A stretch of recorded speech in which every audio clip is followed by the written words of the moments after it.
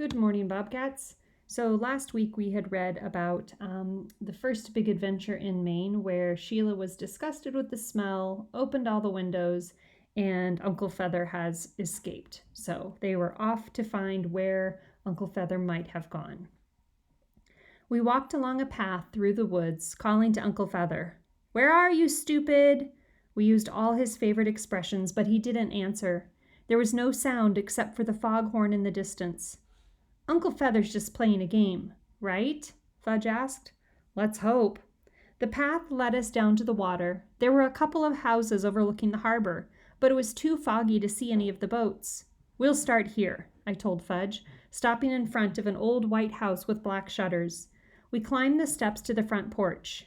"I'll talk," Fudge said. "He's my bird." "Okay, but don't waste a lot of time." I rang the bell. A woman about Grandma's age came to the door.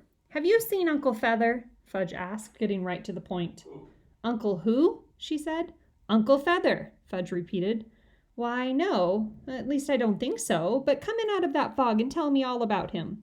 We followed her to the kitchen. "You can call me Mrs. A," she told us. "My husband and I live here all year round. Where are you boys staying?"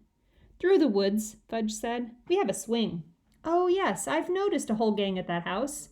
"There's Mommy and Daddy and Tootsie and Grandma," Fudge said, ticking off names on his fingers, "and Buzzy Sr., Sheila, Libby, Mr. and Mrs. Tubman, and Turtle, Jake, Uncle Feather, and me and my brother Pete. This is Pete," he said, pointing at me. "He's not supposed to talk."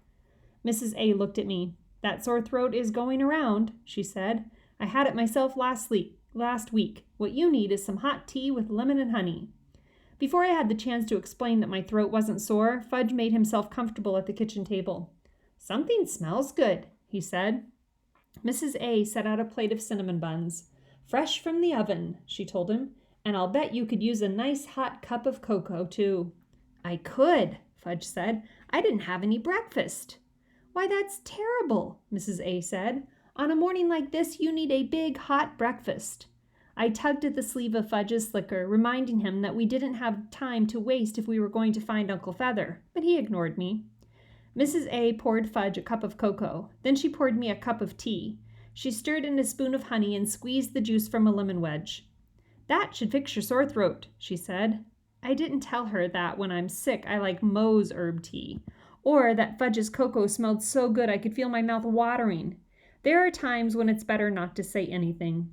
Mrs. A joined us at the table. She helped herself to a cinnamon bun. "I can't resist them," she explained with a guilty look on her face. "This is good cocoa," Fudge said, slurping it with a spoon. "Thank you," Mrs. A said.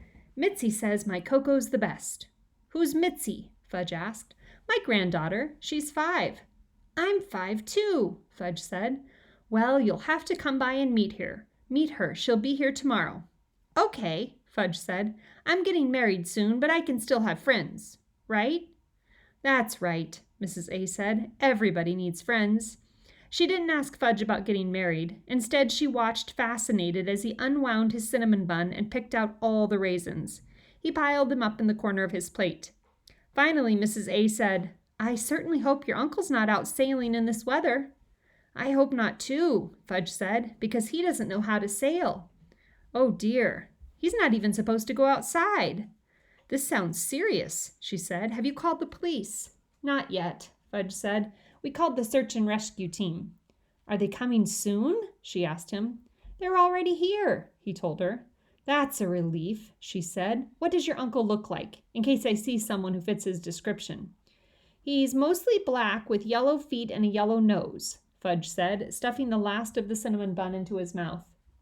Mrs. A seemed surprised by Fudge's description. I could tell she was thinking hard.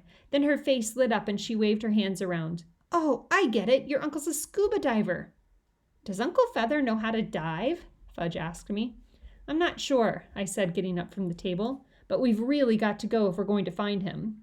When we got to the front door, Mrs. A took me aside and whispered, "Is your uncle all right? Upstairs?" She tapped the side of her head in case I didn't get her point.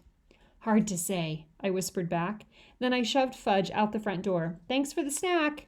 "Come back tomorrow," Mrs. A called. "Okay," Fudge said. As soon as we were away from the house, I grabbed Fudge by the arm. Why didn't you tell her Uncle Feather's a bird? She knows that, Fudge said. How does she know? Everybody knows Uncle Feather's a bird. No, she thinks he's your uncle. My uncle? Fudge said, laughing. That's really stupid. Right. That's why you should have told her. She thinks there's this guy running around in a black wetsuit with yellow flippers and a yellow face mask. This guy who's a little weird upstairs. I tapped the side of my head the way Mrs. A had. And that he's your uncle. Come on, Pete. That's what she thinks. She doesn't know Uncle Feather's a mynah bird because you didn't tell her. You have to give the facts. You have to say, my mynah bird is missing. He's mostly black with yellow feet and a yellow bill, not nose, I told him. People have noses. Birds have bills. Get it? She made good cocoa. If you stop for cocoa at every house, we're never going to find him. Never? Never! Fudge started crying. That's not going to help. I dragged him along the rocky beach, hoping we'd hear Uncle Feather calling to us, but there was no sound except the waves breaking against the rocks. We went to 3 more houses along the water, and Fudge made it clear that his mynah bird was missing, but no one had seen Uncle Feather, although they all promised to keep a lookout for him, so we trudged back to our house. Sheila was watching for us at the living room window. She opened the door. Did you find him?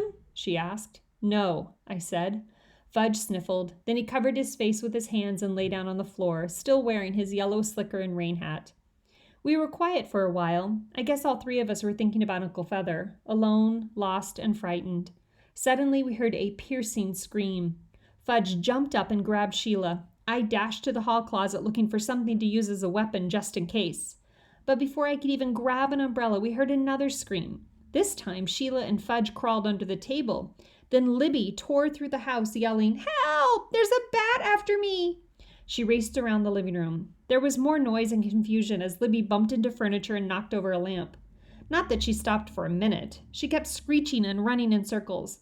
I heard the sound of flapping wings. When I looked up, I saw something black flying after Libby. That's when I realized Libby wasn't the only one screeching. "Stop!" I shouted, but Libby didn't listen. "That's no bat!" I yelled as I started running after her. "That's Uncle Feather!" "My bird?" Fudge called from under the table. "Yes, Turkey Brain, your bird." Fudge and Sheila came out of hiding and joined the chase. It didn't take long before everyone else in the house came to see what was happening. Tootsie, who's a good screecher herself, joined right in. "Ee, ee, ee!" She screeched as loud as she could, which got Uncle Feather going again. "You 4 are going to have to play more quietly," Mrs. Tubman said. "We're not playing," Libby screamed. "Ee, ee, ee!" Tootsie kept it up. "Everybody freeze!" Dad shouted. "Just freeze right where you are!" Libby froze. I crashed into her. Fudge crashed into me. Sheila crashed into Fudge. Uncle Feather flew across the room. He perched on top of his cage and looked over at us. "Stupid, stupid, stupid," he called. Then he hopped into his cage and Buzzy Sr. closed the door. We untangled ourselves. Sheila looked at me. "All's well that ends well, right, Peter?" "Yeah, Pete," Fudge said. "All's well that ends well." Then he turned 2 somersaults and landed in my lap.